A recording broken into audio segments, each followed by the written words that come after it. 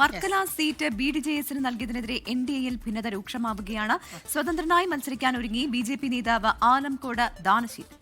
Party വിടുമെന്ന് പ്രാദേശിക നേതാക്കൾ ഭീഷണിയും മുഴക്കി. ആർ ശ്രീജിത്ത് ചേരുന്നുണ്ട് തിരുവനന്തപുരത്ത് നിന്ന് വിവരങ്ങളുമായി. ശ്രീജിത്ത്, പറയൂ.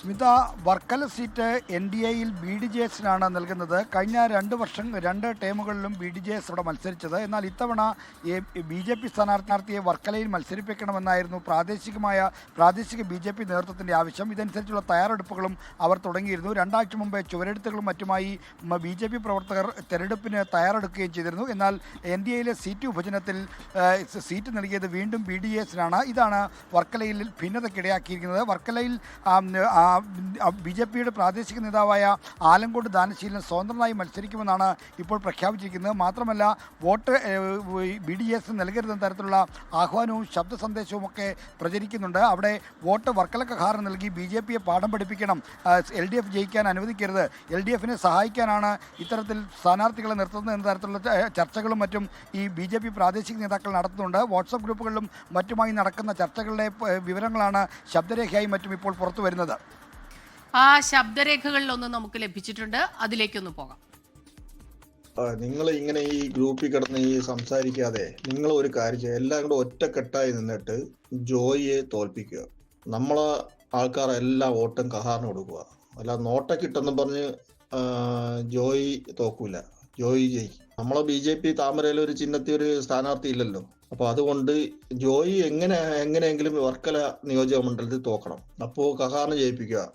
അങ്ങനത്തെ ഒരു ഒറ്റ ഇതേ ഉള്ളൂ. BDJS-നെ ഒരിക്കലും നമ്മൾ അംഗീകരിക്കുന്നില്ല. നമുക്കറിയാം വർക്കല BDJS ഒരു ബൂത്ത് കമ്മിറ്റി പോലും ഇല്ല. അവർ ജയിക്കാൻ വേണ്ടിയല്ല, അവർക്ക് ഇതിന്ന് കുറച്ച് സാമ്പത്തിക ലാഭത്തിന് വേണ്ടി മാത്രമാണ് ഇവിടെ വർക്കല വന്ന് സീറ്റ് ചോദിക്കുന്നതെന്നറിയാം. അപ്പോൾ ഈ BDJS-എന്ന് കേൾക്കുമ്പോൾ തന്നെ തല വെട്ടിപ്പുളക്കുന്ന വേദനയുണ്ട്. എനിക്ക് എങ്ങനെയെങ്കിലും ഇവിടെ താമര ചിഹ്നത്തിനൊരു സ്ഥാനാർത്ഥി ഉണ്ടാവണം എന്ന് മാത്രം ആഗ്രഹിക്കുന്ന ഒരു സാധാരണ പ്രവർത്തകനാണ് ഞാൻ.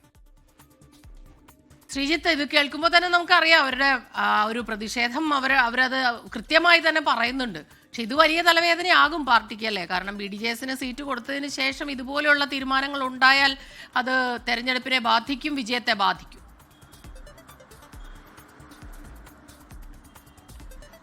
സ്മിത, വർക്കല മണ്ഡലം എന്ന് പറയുന്നത് കഴിഞ്ഞ ലോക്സഭാ തെരഞ്ഞെടുപ്പിലടക്കം BJPക്ക് വലിയ തോതിൽ മുന്നേറ്റമുണ്ടായ മണ്ഡലമാണ്. അപ്പോൾ BJPക്ക് മുന്നേറ്റമുണ്ടായ വർക്കല മണ്ഡലത്തിൽ പാർട്ടി സ്ഥാനാർത്ഥി താമര ചിഹ്നത്തിൽ മത്സരിക്കുകയാണെങ്കിൽ നല്ല സാധ്യതകളുണ്ട് എന്നാണ് BJPയുടെ പ്രാദേശിക നേതൃത്വം ചൂണ്ടിക്കാണിക്കുന്നത്. എന്നാൽ ഇതിന് വിപരീതമായി വർക്കല സീറ്റ് ഘടകകക്ഷികൾക്ക് പ്രത്യേകിച്ചും BDJS നൽകാനുള്ള തീരുമാനമാണ് ഉണ്ടായത്. ഇത് ഒരു തരത്തിലും പാർട്ടിക്കോ മുന്നണിക്കോ ഗുണകരമാകില്ല, സഹായകരമാകില്ല എന്നാണ് അവർ ചൂണ്ടിക്കാണിക്കുന്നത്. അതുകൊണ്ടാണ് പാർട്ടി നേതൃത്വത്തെ പാഠം പഠിപ്പിക്കണം എന്ന തരത്തിലുള്ള ആഹ്വാനം നടക്കുന്നത്. അതുകൊണ്ടാണ് BJP സ്ഥാനാർത്ഥിക്ക് NDAക്കെതിരെ സ്വതന്ത്ര സ്ഥാനാർത്ഥിയായി മത്സരിക്കാനുള്ള നീക്കം നടക്കുന്നത്. ഒപ്പം തന്നെ വർക്കല കഹാറിന്, അതായത് UDF സ്ഥാനാർത്ഥിക്ക് വോട്ട് ചെയ്യണം, അങ്ങനെ BJPയെ പാഠം പഠിപ്പിക്കണം എന്ന തരത്തിലുള്ള ചർച്ചകൾ നടക്കുന്നു.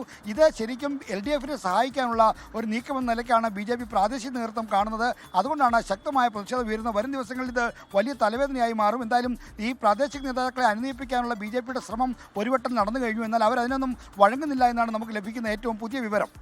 ലോകത്തെവിടെയായാലും ഏത് സമയത്തും 24 വാർത്തകളും ഓഗ്മെന്റഡ് റിയാലിറ്റി പാക്കേജുകളും എക്സ്പ്ലെയിനറുകളും വിശദമായി കാണാൻ ഞങ്ങളുടെ YouTube ചാനൽ നിങ്ങൾക്ക് സബ്സ്ക്രൈബ് ചെയ്യാം.